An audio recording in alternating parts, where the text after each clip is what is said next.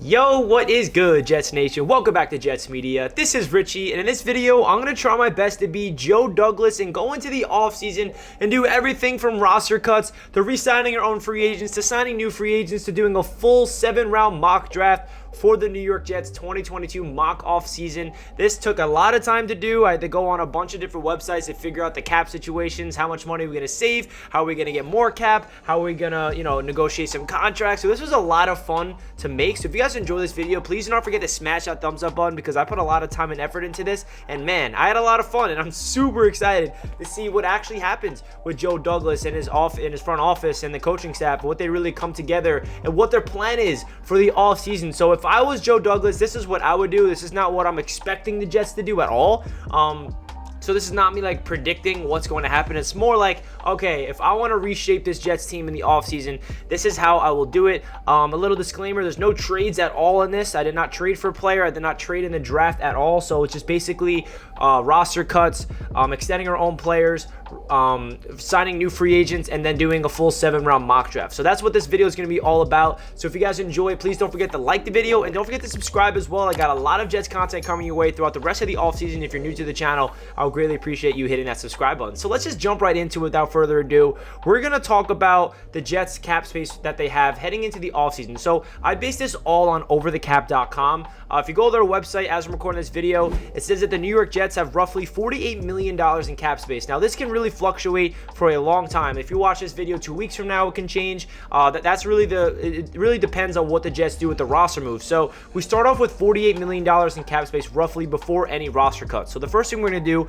is cut some of our own players to get more cap space heading into free agency. So the first player I want to cut is Greg Van Roten. He sheds off $3.5 million. I think this is a no-brainer. We all know Greg Van Roten does not really provide that much of an impact for the Jets this year at all. And he got replaced in the middle of the season. The Jets go out there and trade for LDT, and he's now the starting right guard, but he is a pending free agent, so we'll see what happens with that. So Greg Van Roten, I feel like this is easy. I think every Jets fan is on board with saving $3.5 million by moving on from Greg Van Roten. The next guy I want to cut is Ryan Griffin, the tight end. He saves another $3.5 million, so right away you got $7 million set off just by two players. Ryan Griffin, I feel like he has no really value on this team moving forward. I think the Jets need to really prioritize the tight end position because it's been so bad for so many years, and don't worry, I'll be doing just that in this video. So Ryan Griffin is gone, and then some other players that's like, smaller players, you're not really saving a lot, but Blake Cashman, I feel like the Jets could be moving on from him. We all know that ever since we drafted him, he's an injury-prone machine, so if we shed him out, that's $965K. Delshon Phillips, $895K. Jabari Zuniga, he's an interesting roster cut. I feel like his value on this team is more practice squad, so I feel like the Jets, if they do cut him, I would expect them to sign him on the practice squad, but I do really expect them to get a lot more people on that defensive line. Javonte Mofat, don't even know who that is, to be honest, but I'm cutting him for $845K.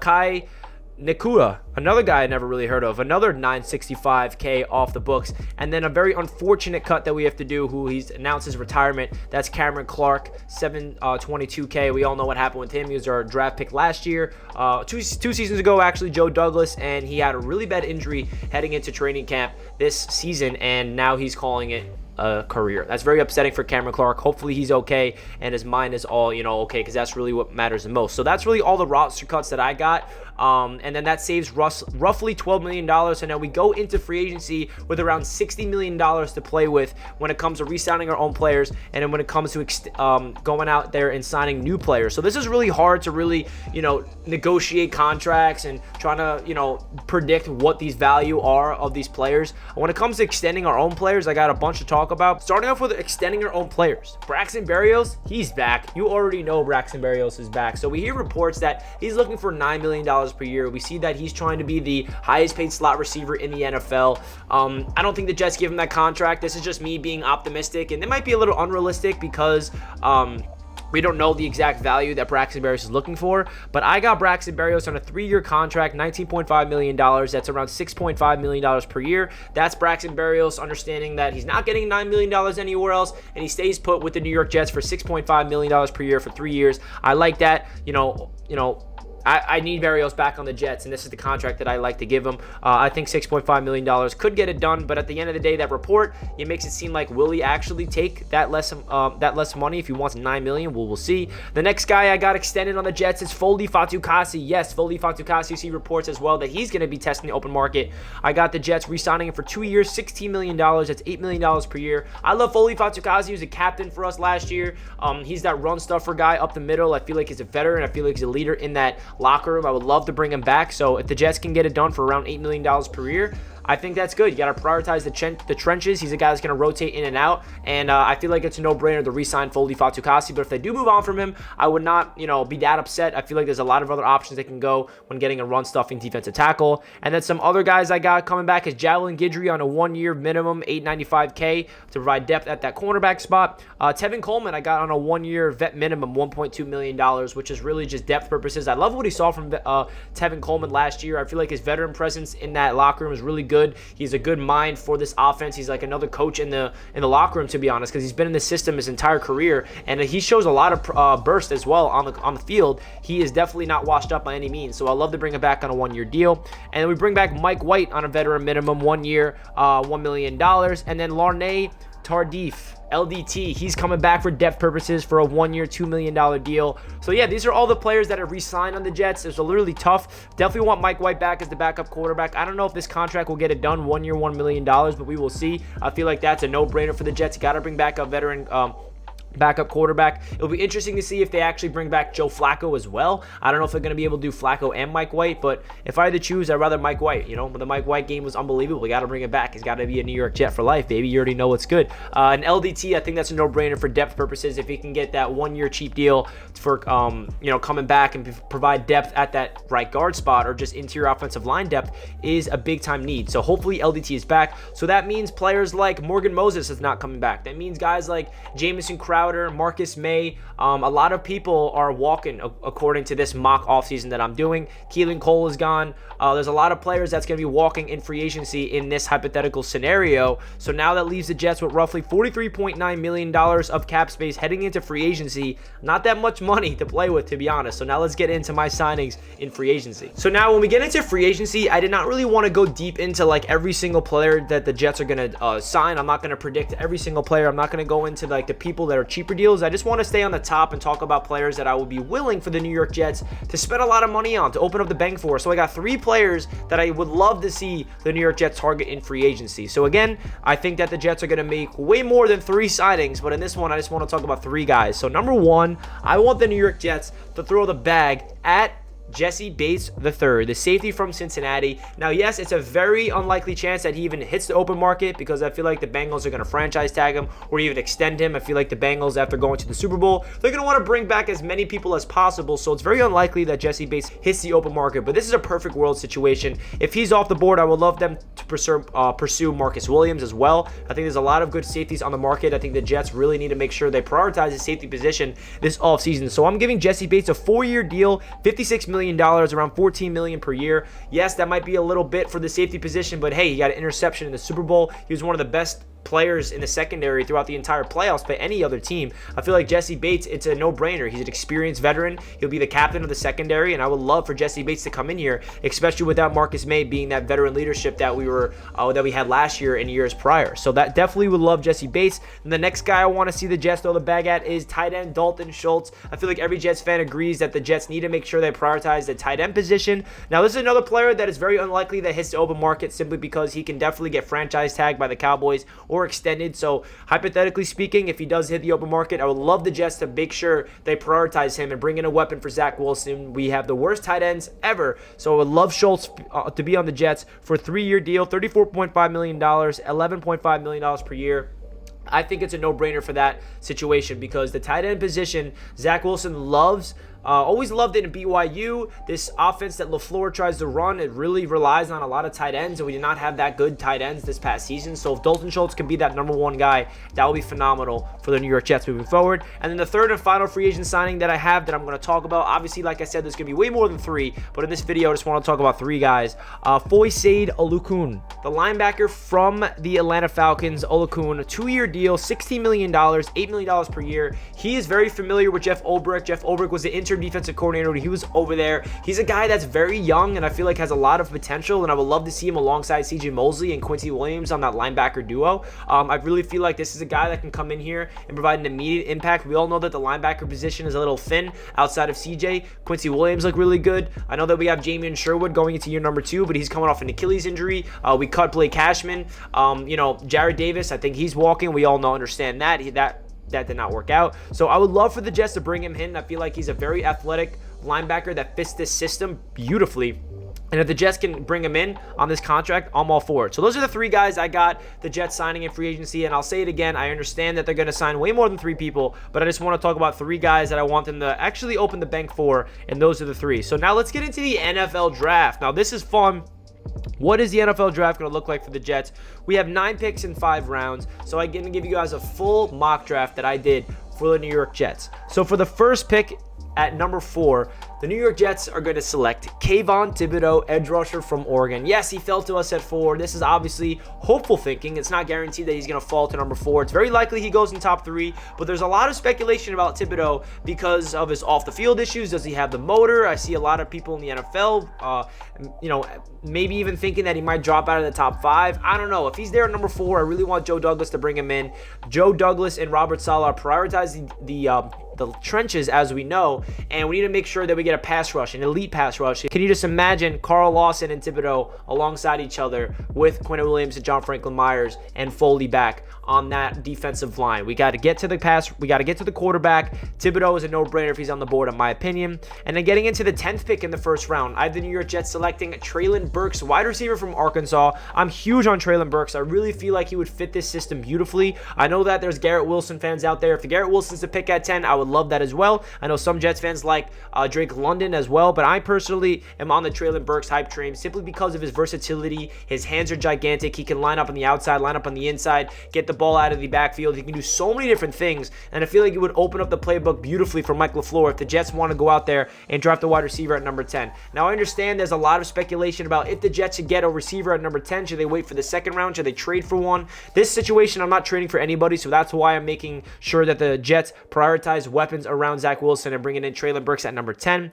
And then with the first pick in the second round at 35, I have the Jets selecting Zion Johnson, offensive line from Boston College. He's going to be our starting right guard as a rookie. I love this kid. I really do. He showed a lot of promise at the Senior Bowl. He was actually playing center at the Senior Bowl, but he's very versatile. He's someone that's probably one of the best interior offensive linemen in the draft. If he falls to the second round, which I don't know if it's likely, but it's definitely possible. You never know what can happen. I would love the Jets to bring in a Zion Johnson because the offensive line needs to be priority until it is solved. And then the next pick in the second round, 38th, is Trey McBride, tight end from Colorado State. Now picture this: Dalton Schultz and Trey McBride as the future tight end duo for the New York Jets offense. If you remember the beginning of the season, Mike LaFleur tried to run a lot of 2 tight end sets with Tyler Kroft and Ryan Griffin. It just was not working at all. The offense was stale. The offense was terrible at the beginning of the season. And then when LaFleur went to the booth, he understood, like, okay, I don't really have the personnel to run 2 tight end sets, and there's a lot of injuries at the tight end position as well. So we kind of went back to that 1 tight end set, and everything was working. So if he can get back to his bread and butter and getting 2 dynamic tight ends in Dalton Schultz in free agency and drafting a guy like Trey McBride, who we coached at the Senior Bowl, that would be a home run in my opinion. I feel like this is the big time player that every single Jets fan's on board of drafting in the second round. So if Trey McBride's available at 35 or even 38, I think the Jets got to do it. It's a no-brainer in my opinion. Now my next pick in the third round, I have the Jets selecting Jalen Petrie, safety out of Baylor. Now yes, this might be a stretch. I feel like he is a second round talent, but hey, we've seen talent fall to the Jets big time. Remember Michael Carter last year? I thought he was going to be a second round pick going into the draft. He ended up going to the 4th round. So crazy things happen in the draft, and you never know. Jalen Petrie can fall to us, and I feel like this man really impressed me at the Senior Bowl for sure, and we're lacking a safety alongside Jesse Bates if we do get him. So my safety tandem going into the season will be the veteran Jesse Bates and the rookie Jalen Petrie. He's all over the place, Petrie. I love him as a rookie, potentially developing in this system, and I would love Jalen Petrie on the New York Jets. I feel like he showed a lot of promise in the Senior Bowl, and if you look at the Baylor tape, everything about Jalen Petrie shows that he was the reason why the Baylor's defense was even anything close to being good.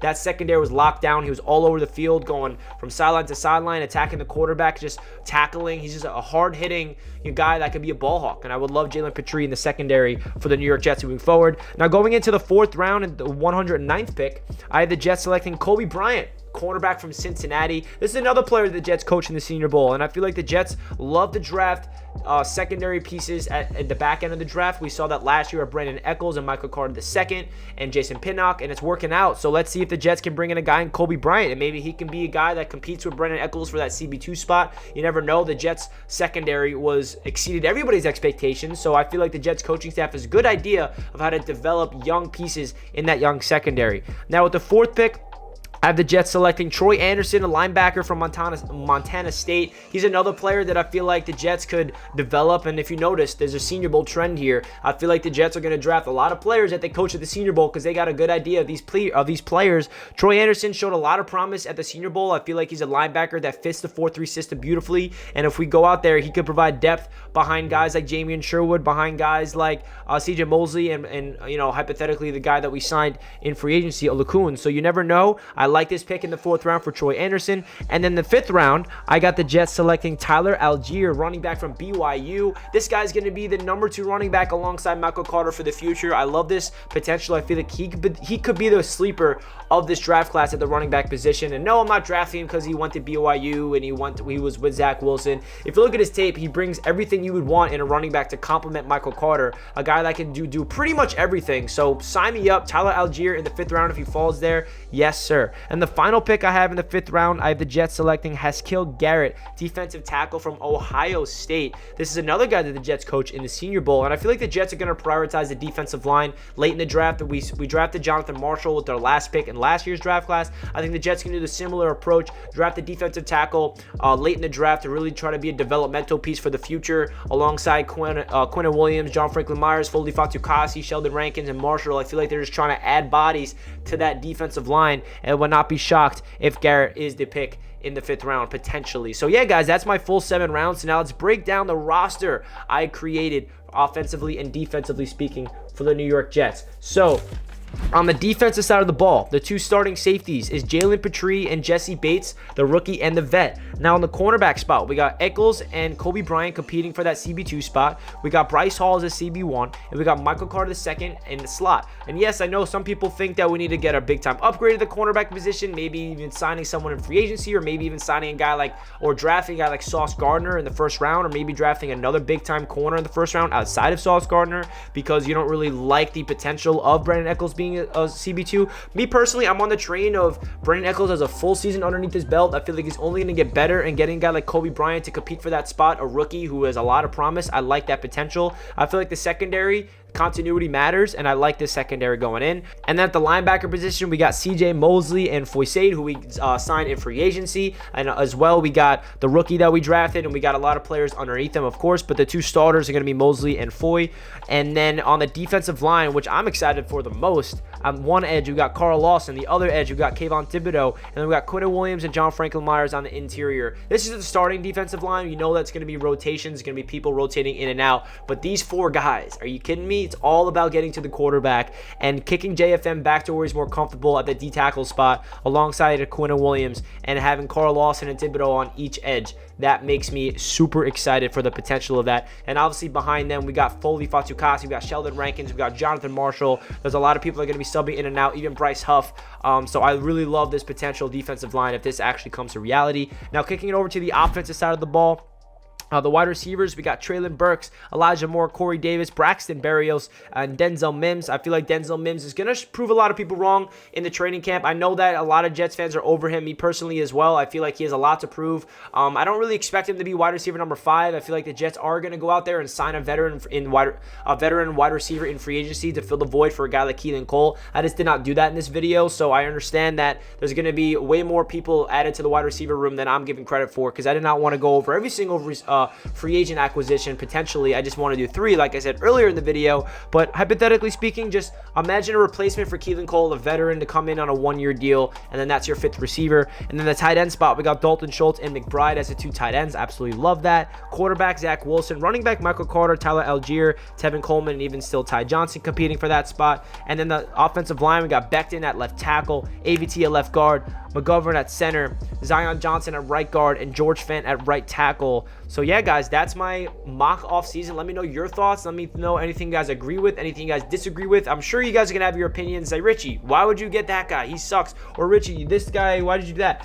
Listen, if you guys disagree with any of these, that is totally okay. That's what these videos are all about. There's a beautiful comment section down below so you can voice your opinions as I'm voicing mine. I took a lot of time to edit this video and do this video and research and try to be Joe Douglas. It's really stressful. So Joe Douglas, you got a lot of work to do, and I'm excited to see what you bring up for the Jets this offseason. So guys, comment down below your thoughts. Like the video if you guys enjoyed, and also comment down below a Jet emoji if you stayed until the end of the video. That does it for this one, guys, and I'll catch you guys in my next one. Let's go Jets. Peace.